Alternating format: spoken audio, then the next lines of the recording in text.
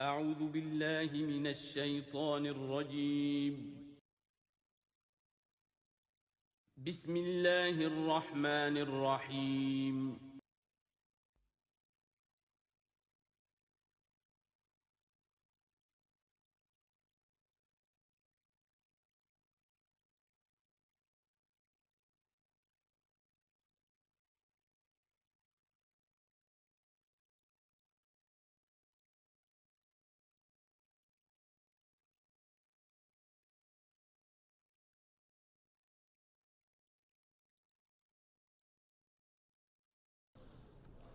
اعوذ باللہ من الشیطان الرجیم بسم اللہ الرحمن الرحیم سبح اسم ربک الاعلی الذی خلق فسوی والذی قدر فہدی صدق اللہ العظیم۔ اب جو دو صورتوں کا جوڑا آ رہا ہے، سورۃ الاعلی اور سورۃ الغاشیہ، ان دونوں کے بارے میں یہ بات تو آپ میں سے بہت سے حضرات کے علم میں ہوگی کہ نبی اکرم صلی اللہ علیہ وسلم کا یہ معمول تھا کہ جمعہ اور عیدین کی نمازوں میں آپ ان صورتوں کی قرأت فرماتے تھے، پہلی رکعت میں سورۃ الاعلی، دوسری رکعت میں سورۃ الغاشیہ۔ اور اس کی وجہ بھی صاف سمجھ میں آ جاتی ہے، ان دونوں میں تذکیر کا حکم ہے حضور کو، فذکر انما انت مذکر فذکر ان نفعت الذکریٰ۔ تو چونکہ جمعہ اور عیدین میں خطبہ ہے، باقی نمازیں جو ہیں وہ تو صرف قرآن پڑھا جاتا ہے، لیکن یہ کہ جن نمازوں کے ساتھ خطبہ ہے اس میں وہ تذکیر ہے، یاد دہانی ہے، اور اس کے حوالے سے پھر یہ صورتیں جو ہے حضور نے صلی اللہ علیہ وسلم ان نمازوں کے لیے گویا کہ منتخب کی۔ سبح اسم ربک الاعلی، پاکی بیان کرو اپنے اس رب کے نام کی جو بہت بلند و بالا ہے۔ نام کا لفظ یہاں کیوں کہا گیا؟ اس لیے کہ ہمارا جو بھی کوئی ذہنی رشتہ ہو سکتا ہے اللہ تعالیٰ کے ساتھ، جہاں تک اس کی ذات ہے، وراء الورا ثم وراء الورا ثم وراء الورا، اس کا کوئی تصور ہمارے لیے ممکن نہیں، ہمارے تخیل سے، تصور سے، وراء الورا ثم وراء الورا، ہمارا جو بھی اس کے ساتھ ذہنی قلبی رشتہ ہے اس کے ناموں کے حوالے سے ہے۔ وَلِلَّهِ الْأَسْمَاءُ الْحُسْنَىٰ فَادْعُوهُ بِهَا، لہذا تسبیح بھی ہوگی اللہ کی، تحمید بھی ہوگی تو اللہ کے ان اسماء کے حوالے سے۔ الذی خلق فسوی والذی قدر فہدی، یہ چار الفاظ جو ہے بہت قابل توجہ ہیں۔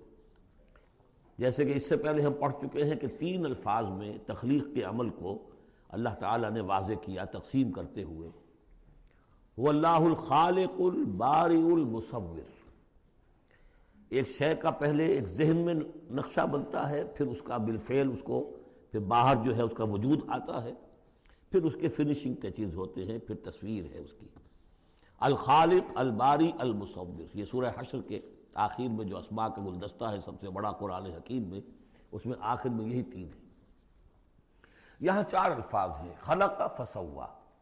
اس کو ہم یوں سمجھ سکتے ہیں کہ ایک ہے کسی چیز کا جو اصل حیولہ ہے وہ تیار کر دیا جائے، جس کی سادہ ترین مثال یہ ہے کہ بلڈنگ ہے، اس کا سٹرکچر کھڑا ہو گیا، اب اس کے بعد تسویہ ہے، اس کی چھان پھٹک کر کے اور اس کے سنوارنا ہے، اس کو، اس کے اندر ڈیکوریشن ہے، اس کے اندر مختلف جو ہے خوبصورتی کی چیزیں پیدا کرنی ہے، یہ تسویہ ہے۔ تو تخلیق ڈھانچہ کھڑا ہو جانا، اور تسویہ پھر اس کے اندر تمام چیزوں کو بہتر سے بہتر انداز میں فنشنگ ٹچز دینا۔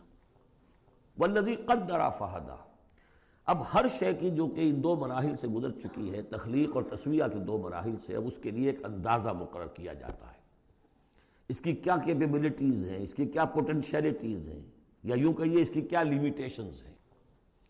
اب ایک انسان ہے، اشرف المخلوقات ہے، لیکن اس کی یہ لیمیٹیشن ہے کہ وہ اڑ نہیں سکتا۔ پرندہ ہے، چھوٹی سی چڑیا ہے، اڑتی پھرتی ہے۔ تو ہر ایک نوع کی لیمٹس ہیں، ہر ایک نوع کے لیے اللہ تعالیٰ نے اس کی ایک تقدیر، اس کا ایک اندازہ جو ہے مقرر کر دیا ہے۔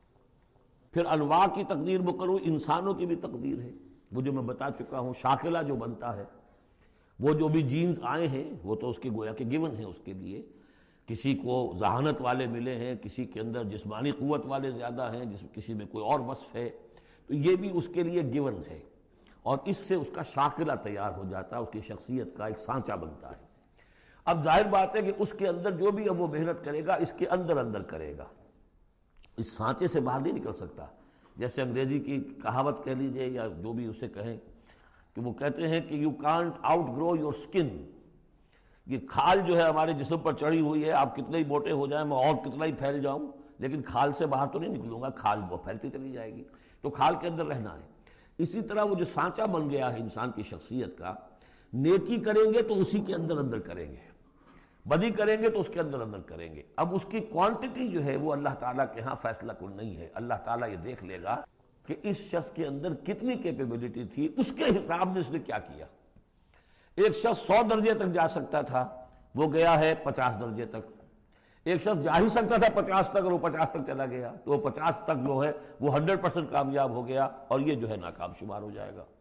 تو یہی بات جو ہے میں نے وضاحت پہلے بھی کر دی تھی کہ لا یکلف اللہ نفسا الا وسعها، کسی بھی جان کو اللہ تعالیٰ مکلف نہیں ٹھہرائے گا، رسپانسبل نہیں ٹھہرائے گا مگر اس کی وسعت کے مطابق۔ یہ انڈیویجول سا جو ہے وسعت ہر شخص کی، اس کا شاکلہ، یہ گویا کہ اس کی ذاتی تقدیر ہے۔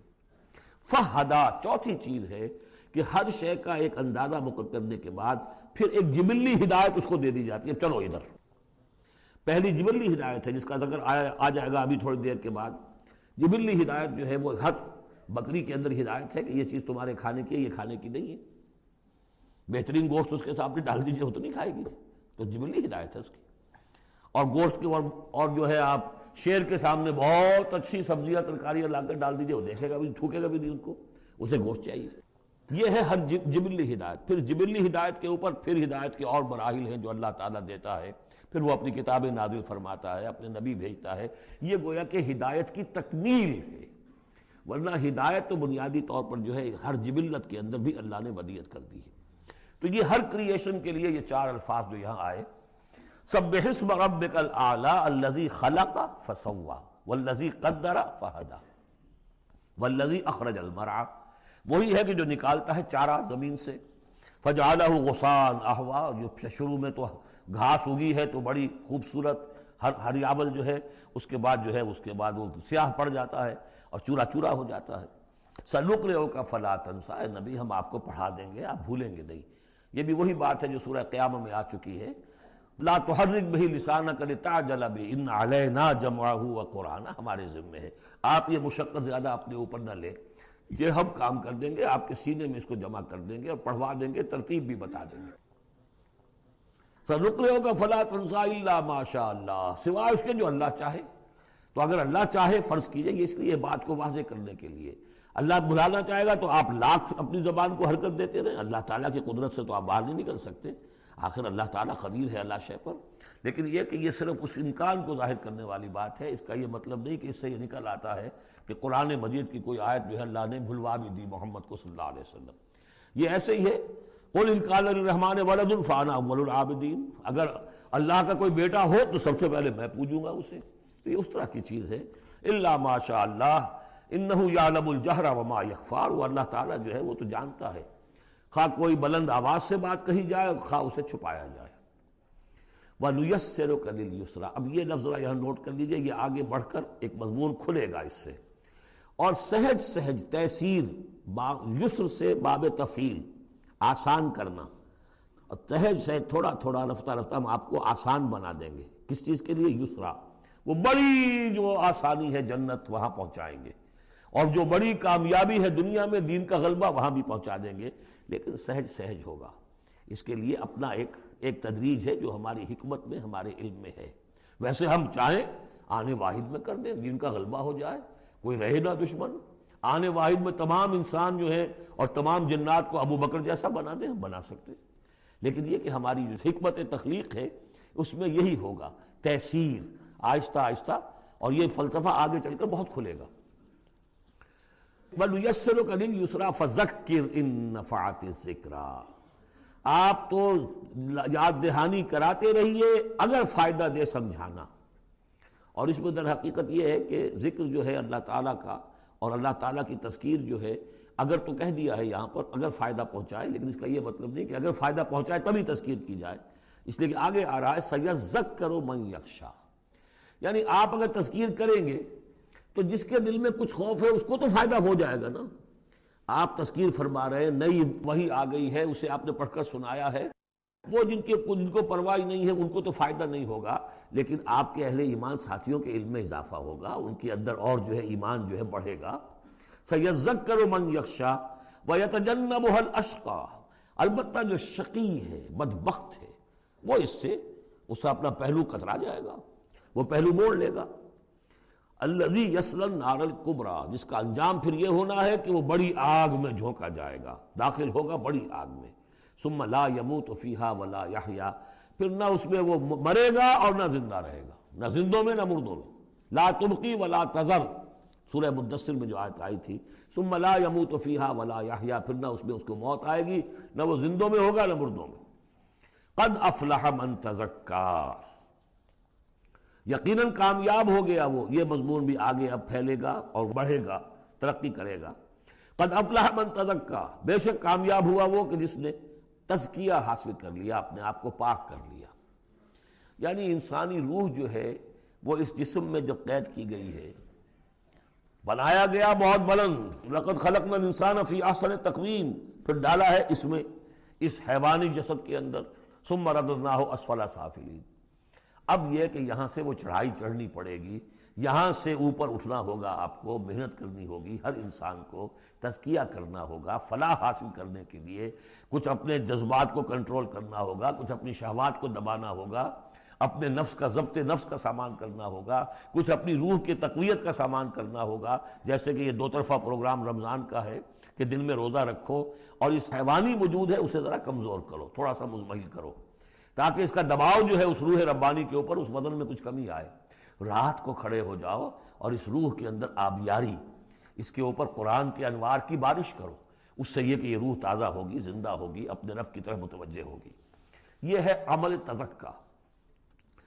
قد افلح من تزکیٰ وذکر اسم ربہ فصلی، اور اس نے دیا نام، اپنے رب کے نام کا ذکر کیا اور پھر نماز پڑھی۔ تو اس میں یہ کہ یہی شکل ہو چکی ہے جمعے کے اندر۔ پہلے جو ہے تذکیر کے لیے خطبہ ہوتا ہے، خطبہ جو ہے تذکیر کے لیے ہے۔ چنانچہ جو حدیث ہے مسلم شریف میں، حضور کا معمول کیا تھا جمعے کے لیے؟ کان للنبی صلی اللہ علیہ وسلم خطبتان یجلس بینہما یقرأ آیات القرآن ویذکر الناس۔ حضور کے دو خطبے ہوتے تھے، اس کے درمیان آپ بیٹھتے بھی تھے تھوڑی دیر کے لیے، حالانکہ خطبے آپ کے ہوتے تھے بہت ہی مختصر، کوئی تھکان کی وجہ سے نہیں آپ بیٹھتے تھے۔ میرے نزدیک یہ کہ جو 2 رکعتیں ہیں ظہر کی، اس کے قائم مقام ہے یہ 2 خطبے۔ ظہر کی 4 رکعتیں ہیں فرض، اور جمعے کی رہ گئی 2، تو 2 رکعتوں کے قائم مقام یہ 2 خطبے ہیں۔ اس کو ظاہر کرنے کے لیے حضور وقفہ ڈال کر اور ان کو 2 خطبے بناتے تھے، لیکن اس خطبے میں کرتے کیا تھے؟ یقرأ آیات من القرآن، قرآن مجید کی آیات پڑھ کے سناتے تھے، ویذکر الناس، لوگوں کو یاد دہانی کراتے تھے۔ اور اس میں معاملہ کیا تھا؟ از دل خیزت بر دل ریزت، زبان کا حجاب تھا ہی نہیں، حضور کی زبان عربی اور جو سننے والے بیٹھے ان کی زبان عربی، تو لمبے چوڑی بات کی ضرورت بھی نہیں تھی، ہمیں تو معنی بتانے پڑتے ہیں، اس کا مفہوم بتانا پڑتا ہے، تب ترجمہ کرنا پڑے گا، کوئی نحوی اشکال ہو وہ بتانا ہوگا، انہیں کوئی ضرورت نہیں تھی، مختصر ترین خطبہ ہوتا تھا، اور اس میں تذکیر، یاد دہانی۔ اور اسی میں آتا ہے اصل میں وہ حدیث جو آتی ہے کہ وہ جو میں آپ کو بتا رہا تھا کہ وہاں اللہ کے نبی نے بتایا ہے کہ جو پہلی گھڑی میں، اگرچہ اس میں اختلاف ہے کہ اس سے مراد کیا ہے، ایک رائے تو یہ ہے کہ اشراق کے وقت جو لوگ پہنچ گئے مسجد میں، گویا کہ وہ پہلی ساعت میں مسجد میں آ گئے جمعے کے روز، ان کو اتنا ثواب ملے گا جتنا کہ ایک اونٹ کی قربانی سے ہوتا ہے۔ جو دوسری ساعت میں آئیں گے انہیں اتنا ثواب ملے گا جتنا ایک گائے کی قربانی کا، تیسری ساعت میں آئیں گے ان کو اتنا ثواب ملے گا جتنا ایک بکری یا میڑھا جو ہے اللہ کی راہ میں قربان کیا، چوتھی ساعت میں آئیں گے ان کے لیے ایسا ہے کہ ایک جو مرغی ہے وہ اللہ کی راہ میں صدقہ کر دی، اور جو 5ویں میں آئیں گے وہ ایسے جیسے کہ ایک انڈا اللہ کی راہ میں خیرات کر دیا۔ اس کے بعد جو آتا ہے تو جو فرشتے بیٹھے ہوتے ہیں مسجدوں کے دروازوں پر اور ان کے رجسٹر ہوتے ہیں، ان میں حاضری کا اندراج کرتے ہیں وہ۔ اس کے بعد جب امام کا خطاب شروع ہو جاتا ہے، لیکن وہاں خطبہ ہوتا تھا، خطاب نہیں، ہمارے ہاں تو پھر 2 چیزیں ہو گئی، ایک اردو کی تقریر پھر ایک خطبہ۔ جب امام کا خطبہ شروع ہو جاتا ہے تو اس کے بعد فرشتے اپنے رجسٹر بند کرتے ہیں، یستمعون الذکر، وہ بھی اس ذکر کو سننے میں مصروف ہو جاتے ہیں، یعنی اب جو آنے والے ہیں ان کا اندراج نہیں ہوتا، اب اس میں جو تعویل کی علماء نے، اور علماء میں سے شاہ ولی اللہ دہلوی کی بھی تعویل ہے یہ کہ ایک تو یہ کہ اس سے مراد یہ ہماری ساعتیں نہیں ہیں بلکہ کچھ خفی ساعتیں ہیں یہ، اگرچہ مجھے اختلاف ہے ان کی رائے سے۔ البتہ دوسری بات انہوں نے جو کہی ہے کہ اس میں جو اندراج نہیں ہوتا وہ اس معنی میں کہ فضیلت اب نہیں رہی، فضیلت گئی، فرض کی ادائیگی تو ہو جائے گی، چاہے خطبے کے دوران بھی آپ پہنچ گئے ہیں تب بھی جمعے کی فرض کی ادائیگی تو ہو جائے گی، لیکن فضیلت کا معاملہ دفتر فضیلت ہے جو فرشتے بند کرتے ہیں، اب آپ کا اندراج نہیں ہوگا جب امام نے خطبہ شروع کر دیا۔ تو وہ ہے کہ ذکر اسم ربہ، پہلے خطبے میں اللہ کا نام لیا، ذکر کیا، پھر نماز پڑھی، یہ ترتیب گویا کہ جمعے کے اندر ہو رہی ہے۔ بل توثرون الحیات الدنیا، تمہارا اصل مرض کیا ہے؟ تم دنیا کی زندگی کو ترجیح دیتے ہو۔ اللہ اللہ خیر صلی اللہ، میں نے یہی کہا تھا نا کہ بما قدم واخر، کسے آگے رکھا کسے پیچھے رکھا، سارا فیصلہ تو اس میں ہے۔ مقدم آخرت ہے اور دین ہے یا دنیا ہے؟ یا تو آپ نے مقدم بنا دیا آخرت کو تو جتنی دنیا مل جائے اللہ کا فضل ہے، اللہ کی طرف سے دین ہے، بونس ہے، لیکن اگر آپ نے مقدم بنا دیا دنیا کو تو پھر آپ گئے۔ بس یہ ہے سارا کانٹے کی بات جو ہے۔ تو اس حوالے سے بل تؤثرون الحیات الدنیا کلا بل تحبون العاجلہ وتذرون الآخرہ، تمہارا اصل مرض یہ ہے، تم اس عاجلہ سے محبت کرتے ہو، اس کا نفع بھی نقد نقصان بھی نقد، تکلیف بھی فوراً محسوس ہو گئی اور راحت بھی فوراً محسوس ہو گئی، اور آخرت کا نفع نقصان بھی قرض ہے، ادھار ہے، اس کی تکلیف اس وقت محسوس نہیں ہو رہی۔ انگارے بھر رہے ہیں اپنے پیٹ کے اندر لیکن وہ انگارے اس وقت پیٹ کو جلا نہیں رہے ہیں، وہ انگارے ظاہر ہو جائیں گے قیامت کے اندر، وہ جلائیں گے اس وقت، لیکن انگارے بھر اس وقت رہے ہو۔ جو فرمایا کہ جو یتیموں کا مال ہڑپ کرتے ہیں ناحق طور پر، ما یاکلون فی بطونہم الا نار، وہ آگ بھر رہے ہیں اپنے پیٹوں کے اندر، لیکن اس وقت وہ آگ ٹھنڈی ہے، شوگر کوٹڈ ہے، اوپر اس کے انسولیشن ہے، وہ آپ کے معدے کو جلاتی نہیں جا کر، لیکن وہی ہے تو آگ۔ بہرحال تم ترجیح دیتے ہو دنیا کو، والآخرۃ خیر وابقیٰ، جبکہ آخرت بہتر بھی ہے اور باقی رہنے والی ہے۔ ان ھذا لفی الصحف الاولی، یہی بات تھی پرانے صحیفوں میں۔